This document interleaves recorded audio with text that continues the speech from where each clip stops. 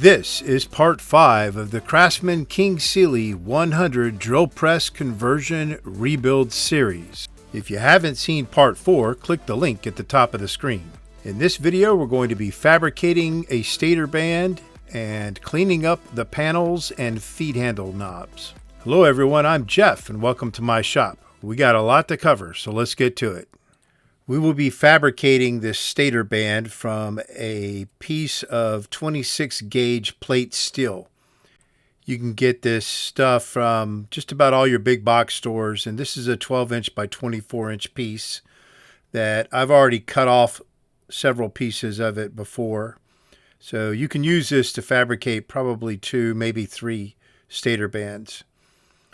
But we need to take some measurements from the original stator band, and you can see how that's a cleaned up stator band, and the only area that's still shiny is where the motor data panel was.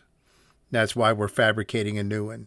So once we've got those measurements, we go ahead and transfer that over to the plate steel, and it's just easier for me to put tape on there and then draw on the tape than it is to draw directly on the steel.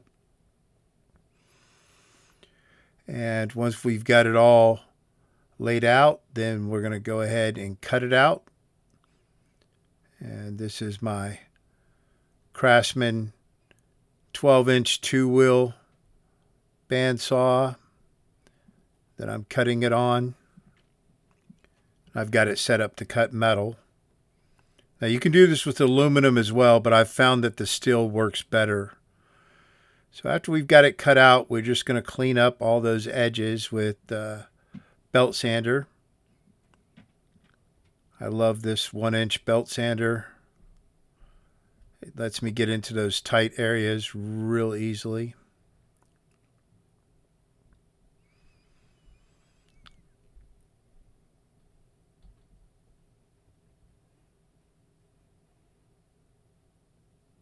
And then we'll clean up the long edges with this Craftsman 6-inch belt sander.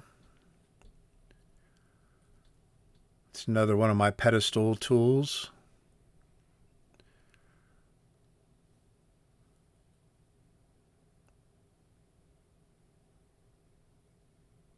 And the blade that I have on my bandsaw is for cutting 1/4-inch steel, so it leaves that edge real jagged, and so cleaning it up is a requirement.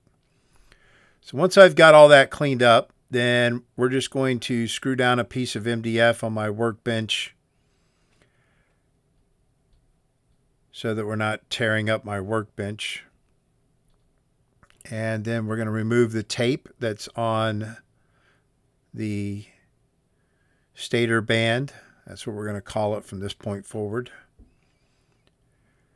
And then I'm just going to wedge it in place with these blocks of plywood.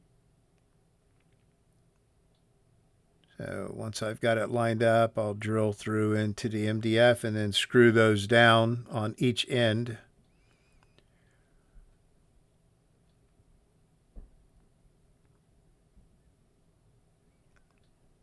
I used to actually drill holes and screw down the actual legs that are on the stator band, but this is going to work out a little better, and it keeps those ends from getting too damaged.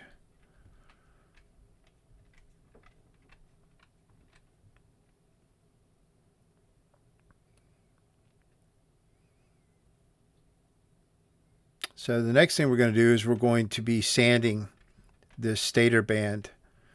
So I'm going to use dry sanding, and I got this little 3-inch disc with a variety of sandpaper off of Amazon. But oh, and I'm using 2 cameras now, so I've got that additional angle that I can incorporate into the videos. But we're sanding this with 80 grit. It's either 60 or 80 grit. I actually don't remember. And then we'll do 120, 180, 220, and then 320.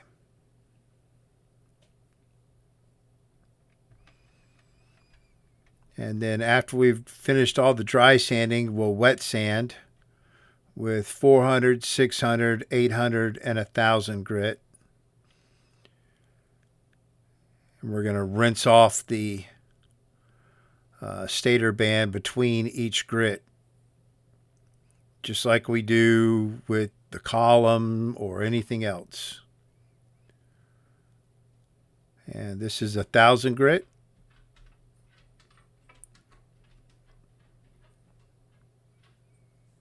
And we'll look at it from above, and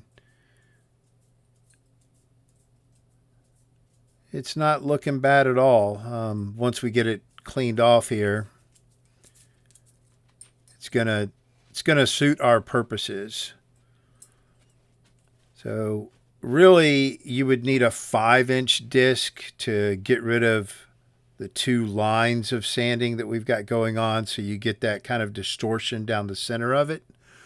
But that's not really going to matter for what we're doing. So as long as it's got a high shine to it, which it does, you can see the reflection as we're removing these blocks.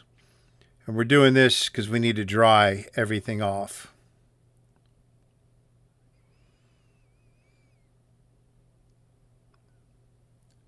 Really, if we had gone with a couple more steps of sandpaper in the dry sanding, we probably could have eliminated that entire sanding line down the center of it, but it's not a big deal. So once we get all this cleaned up, we're going to reattach the stator band.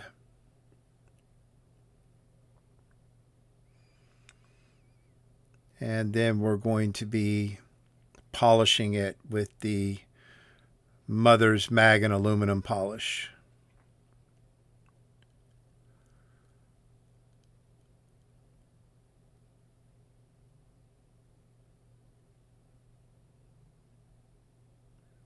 So we'll just apply this to the stator band.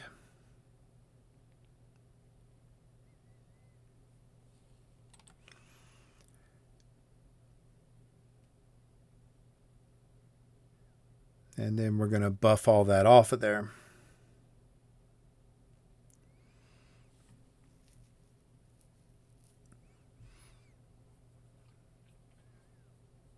So here we've just got a buffing wheel attached to the drill, and we're just going to buff it.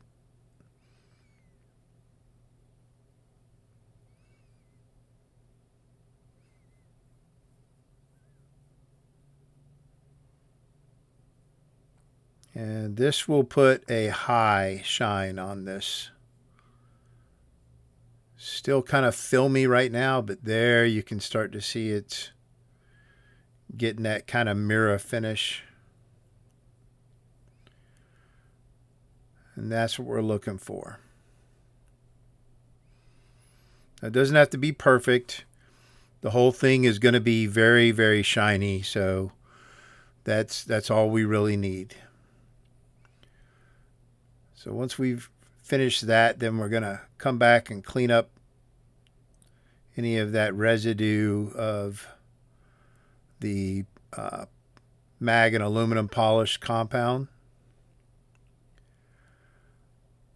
And then I have a vinyl cutter. I've got a silhouette, but you know, all your craft stores sell silhouettes and crickets.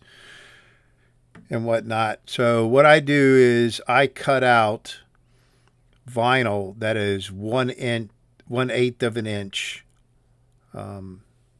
basically pen lines, and then I pluck and peel every other pen line, and then you lay a piece of contact tape over the top of it, and this is what you end up with. So we're going to use this vinyl as a mask, and all we're going to do is lay it down, line it up with one of the edges as best as possible, and lay it down on the stator band.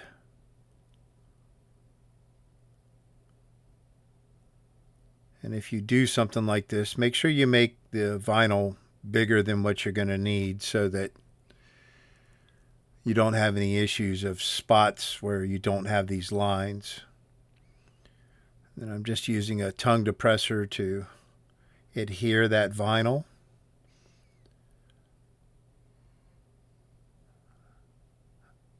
Then we'll remove the backing on the rest of it and continue working the vinyl on there. So once we've got that done, then we're going to come back and trim that vinyl so that it's not hanging over the wood blocks like you can see.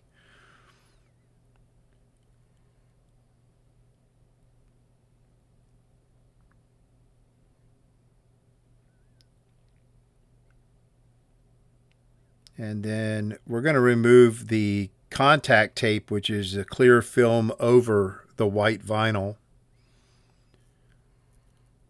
And any of the vinyl that's not actually on the stator band, we can get rid of it.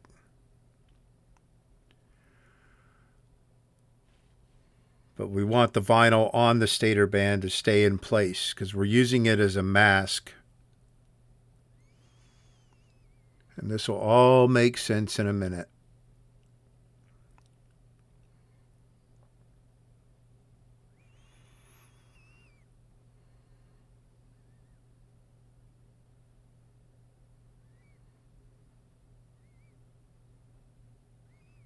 So once that contact tape or transfer tape or whatever it's called is out of the way, just make sure that vinyl is really well adhered, and then we're going to use a Scotch-Brite pad, and we're just going to scuff the stator band. And what we're doing is we're scuffing up the stator band between each one of these white lines of vinyl. And that's going to give us the look that we want of the original stator band.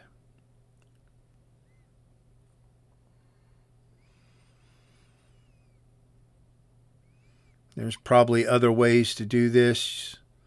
This is just how I do it. I guess another way, if you had a big enough media cabinet, you could blast it with a media blaster and get probably a more uniform effect, but this is simple. It's easy. Anybody can do this. And even if you didn't have a vinyl cutter, you could use 1/8 inch wide tape and mark it out and do this all by hand. So once we're done scuffing it, we're going to go ahead and remove the mask. So we'll peel each one of those lines off of there. And you can already see that effect.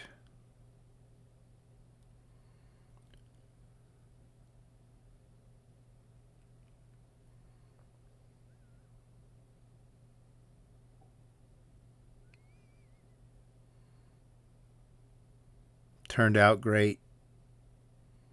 That's exactly what we were looking for. So the next thing we're going to do is we're going to go ahead and drill out the holes, the two bottom holes for the motor data panel. And all we're going to do is we measured the original, how far from that cutout do those holes appear, and then we just put those measurements on this piece of tape,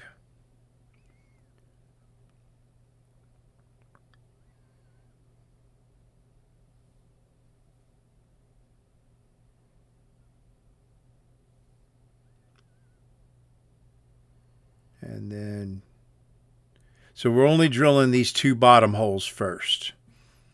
And there's a reason why we're doing that. If you can see the motor data panel above my hands there to the left of the drill bits, it's got a curve to it. And if we just try to adhere that or rivet it to the stator band right now while it's flat, it's not going to look like it needs to. So I'm just using a set punch here to get each one of those holes that we're going to drill squared away so the bit has something to ride in. And then we'll drill out those two holes.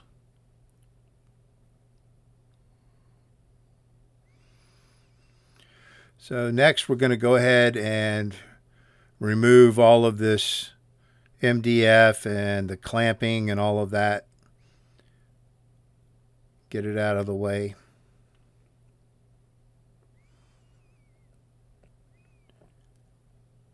And just do a little final wipe down on the stator band. I think there's a piece of the decal still left on there.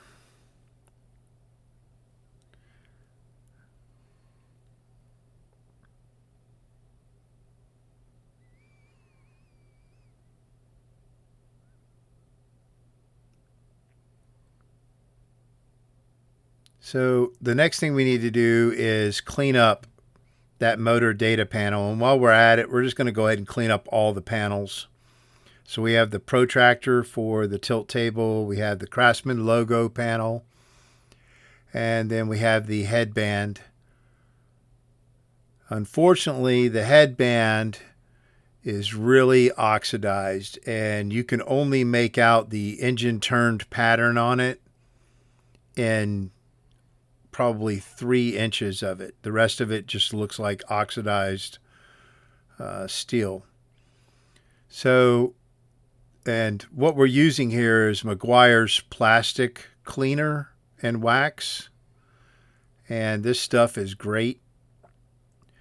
So I'm just applying it, and we're going to let it sit for about 15 minutes before we come back and buff it off. And this is the engine turn panel, and you really can't even make out the engine turned detail on it. So we've got a plan on how we're going to deal with that, though. So after 15 minutes or so, we can come back and buff every one of these data panels and rub them down pretty good with a microfiber cloth, and they should clean up pretty well.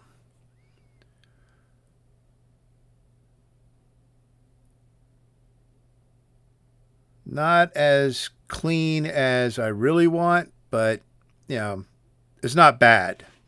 There's still some yellowing of the steel, and so I'm going to go ahead and coat at least this motor data panel again, and then we're going to buff it along with the other panels with a small buffing wheel.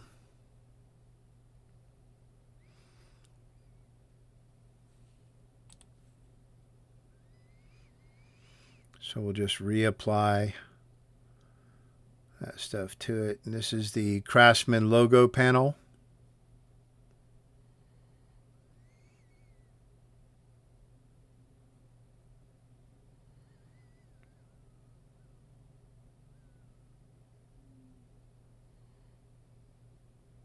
And then here we are buffing it with a small buffing wheel. This is just a cotton buffing wheel.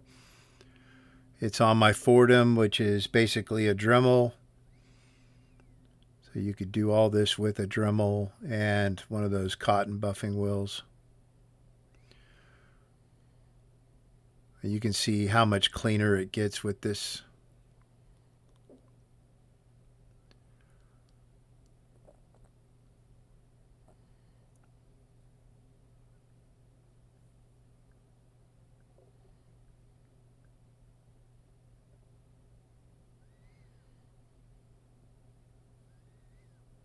There's the protractor.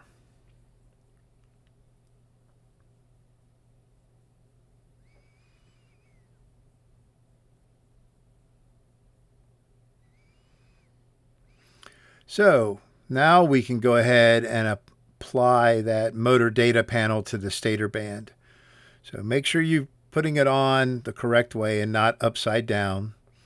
So the Craftsman logo needs to go towards the center of the band. And these are 3/16 inch eyelets. And I think they look great. They look almost factory. They do a great job. They've got kind of a satin finish to them. So once we've got that first rivet in, what we need to do is kind of bend the stator band. So I'm using this piece of 2x4 that I've got sitting on the table, and I'm kind of bending the stator band to conform with the back side of the motor panel. And then we go ahead and drill it out and attach the rest of the eyelets, and that is done. So on the head panel, like I said, the engine turned detail is pretty much gone.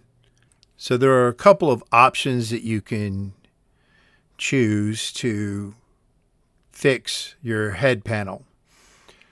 The easiest is this vinyl. So this vinyl is what they call the small pattern, meaning each one of the circles of that engine turn detail is roughly about 1/4 of an inch. The OEM engine turn panels have circles that are about 1/2 an inch. And then this vinyl is available in this small pattern and in a large pattern, which is about 3/4 of an inch. So this small pattern looks more OEM than the big pattern, in my opinion. So that's why I'm using it. But I just cut the vinyl a little bit bigger than I need it, and then line it up on the original head panel and apply the vinyl to it. So your other option would be to buy some engine turned aluminum from Amazon, and it has 1/2 inch engine turn pattern circles on it, but it's expensive, and the offset, or how the engine turn design is done on it, is not exactly the same as the overlap, if you will, of the original or the OEM engine turn pattern. So it's not going to look OEM, in my opinion. Your third option is to do the engine turning yourself. And there's a video out on YouTube if you want to go into that, but there's no way I'm doing that. So once we're done with the head panel, next thing we need to do is to clean up these feed handle knobs. You can see this one's got kind of a chip on it where it had been gouged into right there. So we're going to sand it, and I've just got it chucked into my lathe here on an old feed handle rod that is broken on the other end of it. So this is all I use it for. And we're using, make sure you've got it turning in the correct direction. Otherwise it'll spin off of there like that.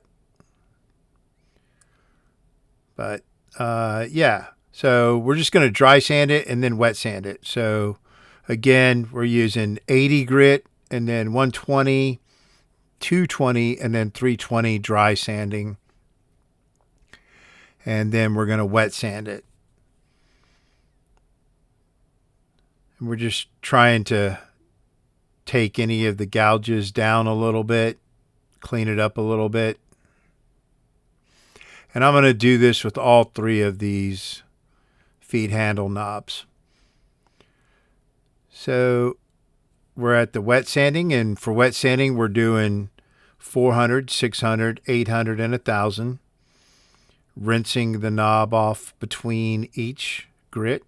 This is the 1000 grit here.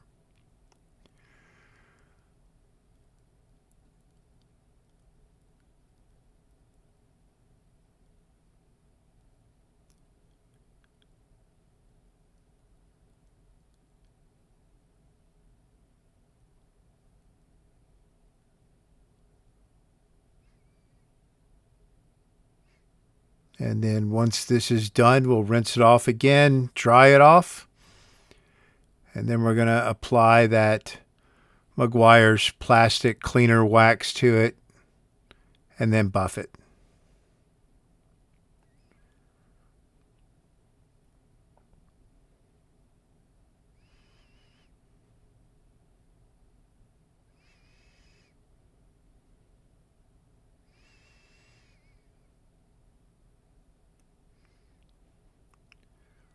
So here's the cleaner wax.